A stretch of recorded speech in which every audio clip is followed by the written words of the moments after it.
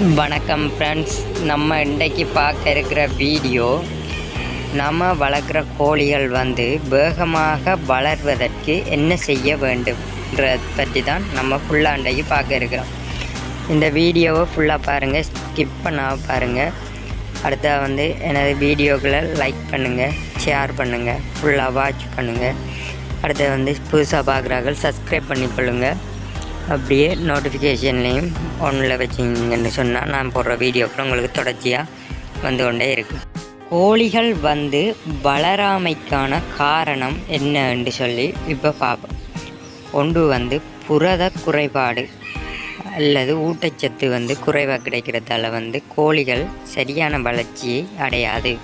இரைப்பை மற்றும் கல்லீரலில் எதுவும் பிரச்சனைகள் இருந்தால் கோழிகள் சரியான வளர்ச்சியை அடையாது. அடுத்த பாபம், அதாவது குடல் புண் போன்ற வருத்தங்கள் கோழிகளுக்கு இருக்குமென்று சொன்னாலும் இந்த கோழிகள் வளர்ச்சி அடையாது. நம்ம இன்றைக்கு பாப்பம், இந்த வளர்ச்சி அடையாத கோழிகளை எப்படி வளர்ச்சி அடைய வைக்கிறது, அதுக்கு என்ன செய்ய வேண்டும் என்றது. இப்போ கோழிகள் அதிகமாக நன்கு வளர்ச்சி அடைவதற்கு நம்ம என்ன செய்ய வேண்டும்? ஒன்று பராமரித்தல். இதுதான் மிக மிக முக்கியமானது. முதலாவது, நம்ம கோழிகளை ஒழுங்காக பராமரிக்க வேண்டும். அதுக்குரிய உணவு, மற்ற நீர், அதுக்கு ஏதாவது நோய்கள் வருதாண்டு ஒவ்வொரு நாளும் அதுகளை பராமரிக்கணும். இப்போ நீங்கள் இப்போ ஒரு 50க்கு மேற்பட்ட கோழிகள் வச்சுருக்கீங்கன்னு சொன்னால் அது பராமரித்தல் குறைவாக இருக்கும். ஏன்னு சொன்னால் உங்களுக்கு வேறு வேலைகள் இருக்கும். நீங்கள் அந்த கோழியில் அதிக கவனத்தை செலுத்த மாட்டீங்க. இப்போ ஒரு மாதத்துக்கு நீங்கள் முதல் ஆரம்பித்தோடனே ஒரு மாதத்துக்கு மிகவும் நன்றாக நீங்கள் பார்ப்பீங்க. அதுக்கு பிறகு உங்களுக்கு அதை பார்க்குறதுக்கு டைம் இருக்காது. ஏன்னா அதுகள் வளருதல் தானே என்று அதில் பார்க்க வேண்டாம். அப்படி இருக்கக்கூடாது. நம்ம இப்போ ஒரு தொழிலை செய்யும்போது அதில் ஒழுங்கான பராமரிப்பை நம்ம காட்டணும். ஒவ்வொரு நாளும் நம்ம அதில் கண்காணிக்கணும். ஒரு தொழிலில் ஈடுபடுறோம் என்று சொன்னால் அதில் பராமரிப்பு தான் மிக முக்கியமானது. ஆகவே முதலாவது இருக்கிறது, கோழிகள் வளராததுக்கு காரணம் பராமரிப்பு குறைவு. அப்போ நீங்கள் ஒவ்வொரு நாளுமே அந்த கோழிகளை பராமரிக்க வேண்டும். இதுதான் முதலாவது பிரச்சனை. அடுத்த ரெண்டாவதாக பார்ப்போம். நீங்கள் இப்போ ஒரு கோழி ஒன்று வளர்க்குறீங்கன்னு சொன்னால் அந்த ஒரு கோழியை நீங்கள் நன்றாக பார்ப்பீங்க. இதுக்கு ஒரு 100 கோழியை வளர்த்தீங்கன்னு சொன்னால் அந்த 100 கோழியையும் நீங்கள் பார்க்குறது குறைவாக தான் இருக்கும். இப்போ ஒரு கோழியை பார்க்குறதுக்கும் 100 கோழியை பார்க்குறதுக்கும் வித்தியாசம் இருக்குது. இதுதான் ரெண்டாவது பிரச்சனை. ஒரு 10 கோழி வளர்க்க வேண்டிய இடத்துல 20 கோழியை வளர்த்திங்கன்னு சொன்னால் அதுகளுக்கு ஒழுங்கான அந்த சூடு, உணவு, நீர் இதெல்லாம் கிடைக்காம அதுகளுக்கு நோய்கள் ஏற்படும். அதை விட ஒரு கோழிக்கு கிடைக்கிற உணவு இன்னொரு கோழிக்கு குறைவாக கிடைக்கும், ஒரு கோழிக்கு அதிகமாக கிடைக்கும். இதனாலேயும் வளர்ச்சி வேகம் குறைவாக இருக்கும். அப்போ நீங்கள் ஒரு 10 கோழிக்கு ஒரு தீவன தொட்டி, ஒரு நீர் தொட்டி என்று நீங்கள் வச்சுருக்குங்க. அப்போ 10 கோழி வளர்த்திங்கன்னா ஒரு தீவன தொட்டியும் ஒரு நீர் தொட்டியும் வையுங்க. அதுகள் தீவனத்தை நீரையும் எடுத்துக்கொள்ளும். 10 கோழியும் மாறி மாறி. இப்போ 20 கோழி வளர்க்குறீங்கன்னு சொன்னால் 2 தொட்டி வைக்கணும். இதே 30 கோழி என்று சொன்னால் 3 தொட்டி. இப்படி நீங்கள் வச்சிங்கன்னு சொன்னால் அந்த தீவனத்தை எடுத்துக்கொள்கிற அளவு எல்லா கோழிகளுக்கும் சமமான அளவில் கிடைக்கும். இதனால் கோழிகள் உரிய வளர்ச்சியை அதுகள் அடையும். அப்போ தீவனத்தை ஒழுங்காக எடுத்தால் தான் அதில் இருக்கிற தீவனத்தில் இருக்கிற அந்த சத்துகள் அதுகளுக்கு கிடைத்து அதுகள் வளர்ச்சி அடையும். அடுத்தது உடல் பருமனும் அதிகரிக்கும். நீங்கள் ரெண்டாவதாக கவனிக்க வேண்டிய விடயம் இதுதான். அதுகளுக்குரிய உணவு மற்றும் நீர், இது ரெண்டும் சம அளவில் எல்லா கோழிகளுக்கும் கிடைக்கக்கூடிய மாதிரி இடத்தை நீங்கள் அமைச்சு கொள்ள வேண்டும். உணவு, அப்போ எப்படியான உணவுகளை இந்த கோழிகளுக்கு கொடுக்கணுன்றதை தான் நம்ம இப்போ பார்ப்போம். முதலாவது, இந்த வளர்ச்சி அடைகிறதுக்கு புரதச்சத்து அதிகம் உள்ள உணவுகளை நீங்கள் கொடுக்கணும். புரதச்சத்து தான் அதுகள் கோழிகள் வளர்ச்சி அடைகிறதுக்கு மிக முக்கியமான காரணம்.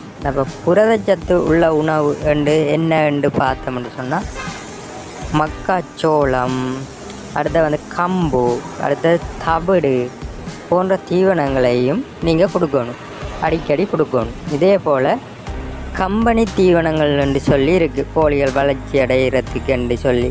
ஸ்டார்டர், அடுத்த வளர்த்தீன்னு சொல்லி உங்களுக்கு கம்பெனி தீவனங்கள் இருக்குது. இதுகளை வந்து அதிக விலைக்கு நீங்கள் வாங்கி கொடுக்க வேண்டி இருக்கும். இப்போ இதுகளையும் நீங்கள் இடைக்கிடையே அந்த கோழிகளுக்கு நீங்கள் கொடுக்கணும். கொடுத்தா தான் அதுகள் வந்து அதிகமாக வளர்ச்சி அடையும். அடுத்தது வந்து நீங்கள் பார்க்க வேண்டியது கரையான் உற்பத்தி செஞ்சு கொடுக்கணும் கோழிகளுக்கு. இது மிக முக்கியமானது. அடுத்ததாக நீங்கள் புழுக்களை வந்து உற்பத்தி செய்து கொடுக்கணும். இது எப்படி இந்த கரையான் மற்றும் புழுக்களை உற்பத்தி செய்கிறேன்னு சொல்லி எனது யூடியூப் சேனலில் இருக்குது. அதை பார்க்காதவர்கள் பார்த்து தெரிஞ்சு கொள்ளுங்கள். ஓகே, அப்படியே எனது நிவி மினி ஃபார்ம் யூடியூப் சேனலை சப்ஸ்கிரைப் பண்ணி கொண்டீங்கன்னு சொல்ல எனக்கும் நன்மையாக இருக்கும், உங்களுக்கும் நன்மையாக இருக்கும். ஓகே, அப்படியே ஃபுல்லாக பாபமாக.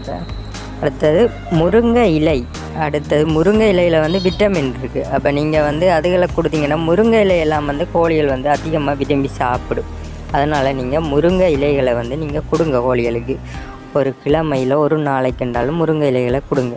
இப்போ நீங்கள் வந்து இந்த சோளம், கம்பு, தவிடு போன்ற தீவனங்களை வந்து முருங்கை இலை, அடுத்தது அசோலா, இதெல்லாம் வந்து ஒவ்வொரு நாளும் இப்போ திங்கக்கிழமை வந்து சோளம் கொடுத்தீங்கன்னு சொன்னால் செவ்வாய்க்கிழமை கம்பு கொடுங்க, அடுத்த நாள் புதன்கிழமை தவிடு. அப்போ ஒவ்வொரு புதன்கிழமையும் நீங்கள் தவிடு கொடுங்க. அப்போ அதுகளுக்கு வந்து மாறி மாறி எல்லா சத்தும் கிடைக்கிறதால அதிகமாக வளர்ச்சி அடைகிறதோட அதிகமாக உடல் பருமன் அதிகரித்து உங்களுக்கு லாபம் அதிகமாக கிடைக்கும். சரியா, இது 3வது விடயம்.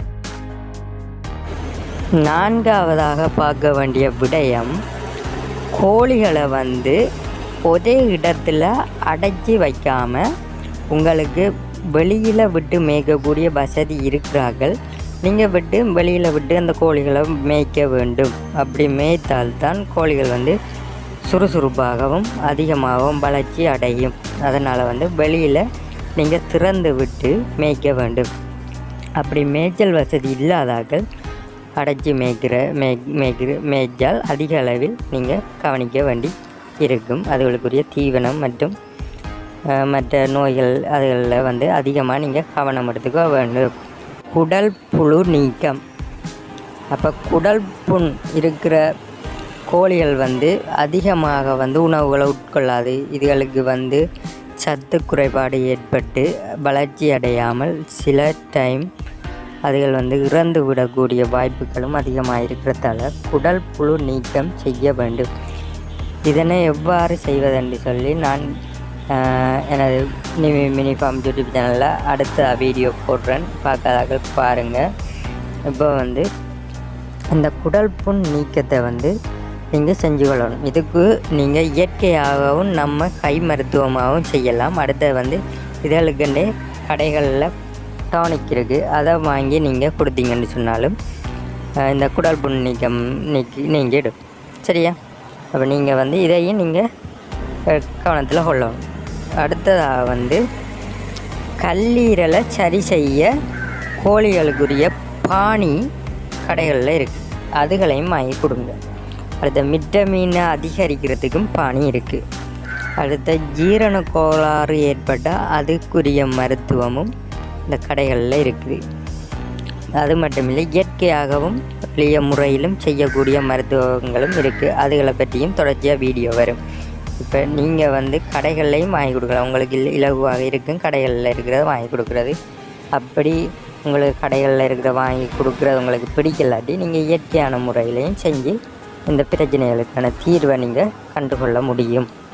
சரியா, அதே போல் தான் இரைப்பை சளி, இதையும் வந்து கோழிகளுக்கு இருக்கும். இதனாலேயும் வந்து அந்த அதிகமான வளர்ச்சி அடையாது. அதிகமான வளர்ச்சி அடையாது என்றாலே அந்த தீவனம் வந்து அதிகமாக கிடைக்காது தான் இதுக்குரிய காரணமே. இந்த இப்போ நம்மளுக்கு ஒரு வருத்தம் இருக்குமென்னு சொன்னால் நம்ம சாப்பிட மாட்டோம் ஒழுங்காக. அப்போ அதே போல் கோழிகளுக்கும் ஒரு வருத்தத்தை வந்து இல்லாமல் பார்த்துக்கொள்கிறதா மிக முக்கியமான விடயம். வருத்தம் இருக்குமென்னு சொன்னால் அந்த கோழிகள் வந்து அதிகமாக வளர்ச்சி அடையாது. அடுத்ததாக வந்து முட்டையை நீங்கள் கோழி முட்டைகளை அவித்து அதில் வெள்ளை கருவை மட்டும் எடுத்து கொடுத்தீங்கன்னு சொன்னாலும் கோழிகள் அதிகமாக வளர்ச்சி அடையும். வெள்ளைக்கருவில் புரதச்சத்து அதிகமாக இருக்கிறதால கோழிகள் வந்து அதிகமாக வளர்ச்சி அடையும். ஓகேயா, இப்போ நம்ம பார்ப்போம். இப்போ ஃபுல்லாக இதுவெல்லாம் வந்தால் நீங்கள் முக்கியமாக கவனிக்க வேண்டிய விடயங்கள். ஓகேயா, ஒன்று என்ன, நம்ம கோழி குஞ்சு பொரிச்சோடனே நம்ம ஸ்டார்டர் வாங்கி கடைகளில் கொடுக்கலாம். அடுத்தது வந்து கரையான உற்பத்தி செஞ்சு கொடுக்கணும். அடுத்த புழுக்கள் கொடுக்கணும். அடுத்த கம்பு மக்காச்சோளம் போன்றவை கொடுக்கணும். அடுத்த முருங்கையில் அசோலா இது போன்ற இலை வகைகளை நீங்கள் கொடுக்கணும். அடுத்த வந்து இது கோழிகளுக்கு வந்து நோய்கள் ஏற்பட்டிருக்கா என்று சொல்லி நீங்கள் பார்க்கணும். அப்படியான நோய்களுக்குரிய மருந்துகள் வந்து கடைகளில் இருக்குது, அதுகளை வாங்கி நீங்கள் கொடுக்கணும். அடுத்த வந்து முட்டையை அவித்து அதில் வெள்ளைக்கருவை நீங்கள் கொடுக்கணும். அடுத்த கோதுமை தவிடு அரிசி தவிடு இது ரெண்டையும் கோழிகளுக்கு அடிக்கடி கொடுங்க. ஒவ்வொரு நாளும் கொடுத்தாலும் பரவாயில்ல. காலையில் ஏன்னு சொன்னால் இந்த அரிசி தவிட்டில் வந்து அதிகமான புரதச்சத்து இருக்குது. இதில் குறுநெல் எல்லாமே கலந்து வரும். அதனால் கோழிகள் வந்து அதிகமாக வளர்ச்சி அடையும். அதோட உடல் பருமனும் அதிகரிக்கும். அதனால் அரிசி தவிட நீங்கள் கட்டாயம் கொடுங்க. அடுத்த வந்து கடலை புண்ணாக்கு இதை வந்து நீங்கள் கோழிகளுக்கு கொடுக்கணும். கடலை புண்ணாக்கை வந்து தவிட்டோட கலந்தும் கொடுக்கலாம், இல்லாட்டி தனியாகவும் கொடுக்கலாம். அடுத்தது கம்பு அரிசி மக்காச்சோளம் கோதுமை இது எல்லாத்தையும் வந்து சேர்த்து அரைச்சி வச்சுக்கொள்ளுங்க. இது அரைச்செண்ணை சேர்த்து இப்படியே ஃபுல்லாக கலந்து வச்சுருந்தீங்கன்னு சொன்னால் இதை கோழிகளுக்கு கொடுக்கலாம். கொடுக்கக்குள்ள நீங்கள் தனித்தனியாக கொடுக்க வேண்டிய அவசியம் இல்லை. இதுகள் எல்லாத்துலேயும் எல்லா சத்தும் அடங்கியிருக்கிறதால இது வந்து ஒரு நீங்கள் கம்பெனி ஃபீட்டை மாதிரி தான் இது நீங்களே தயாரித்து வச்சுக்கொள்ளலாம். சரியா? குறைந்த செலவில் இது தயாரித்து நீங்கள் வச்சிங்கன்னு சொன்னால் கம்பெனி ஃபீட் ஒன்று மாறி போட தேவையில்லை. நீங்கள் இதுகளே கொடுக்கலாம் கோழிகளுக்கு. அடுத்ததான் நம்ம மிக மிக முக்கியமான விடயம் ஒன்று தான் கோழி வளர்ப்புலையோ எண்ணத்துலேயோ நீங்கள் ஒரு தொழிலில் ஏதாவது ஒன்றில் நீங்கள் செய்கிறீங்கன்னு சொன்னால் மிக மிக முக்கியமாக நீங்கள் கவனிக்க வேண்டியது சுத்தம். இதைத்தான் நீங்கள் மிக முக்கியமாக நீங்கள் பார்க்கணும். இப்போ நம்ம கோழி வளர்ப்பு பார்க்குறதால கோழிகளில் நீங்கள் வந்து எப்பையும் கோழிகள் இடத்தை சுத்தமாக வச்சுருக்கிற நீங்கள் முயற்சி செய்யணும். இப்போ நம்ம இந்த தொழிலையும் தான் எடுத்தோடனே நம்ம ஒரு மாதத்துக்கு 2 மாதத்துக்கு ஒழுங்காக செய்வோம். திரும்ப அதில் இன்ட்ரெஸ்ட் இல்லாமல் போயிடும். அப்படி இருக்காமல் அதை ஒவ்வொரு நாளும் நீங்கள் சுத்தம் செய்யணும். சுத்தம் செய்தால் தான் அந்த கோழிகளுக்கு வந்து நோய்களை வந்து தடுக்கலாம். அப்போ நோய்களை தடுத்தீங்கன்னு சொன்னால் கோழிகள் அதிகமாக வளர்ச்சி அடையும், சுறுசுறுப்பாகவும் இருக்கும், உடற்பருமன் அதிகரிக்கும், நீங்கள் எதிர்பார்க்குற எல்லாமே கிடைக்கும். அப்போ சுத்தத்தில் மிக முக்கியமான விடயம். சரியா? அப்போ நீங்கள் வந்து சுத்தமாக இடத்தை வச்சுருக்கணும். இதுக்கு வந்து நீங்கள் இப்போ கோழிகள் வந்து வளர்ச்சி அடைஞ்சோடனே என்ன செய்யணும்னு சொன்னால் உமி அல்லது இந்த மரத்தூள்கள் இதுகளை வந்து கீழே போட்டு அதுக்கு மேலே கோழிகளை விடலாம்.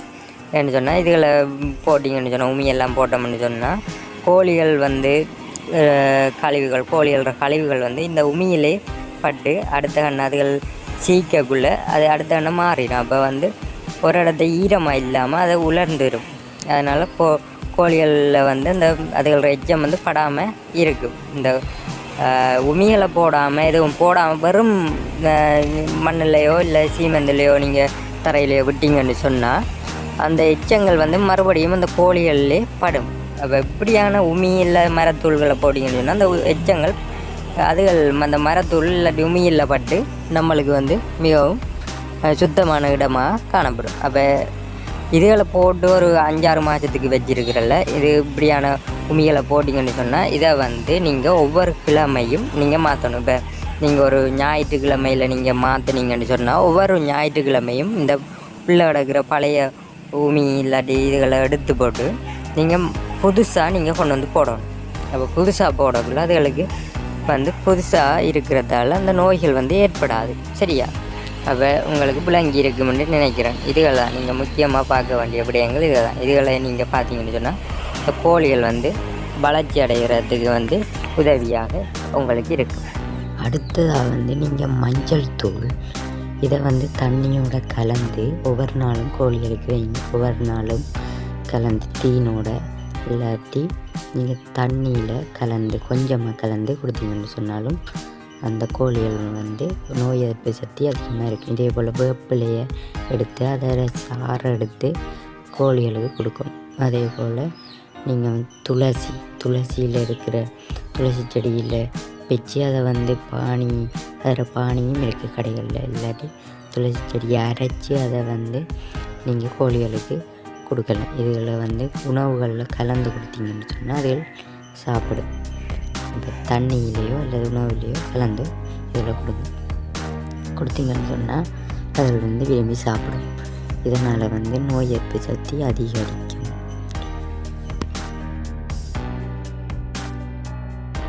கோழி வளர்ப்பில் நீங்கள் முக்கியமாக கவனிக்க வேண்டியது சுத்தமான நீர், சுத்தமான உணவு, சுத்தமான இடம்.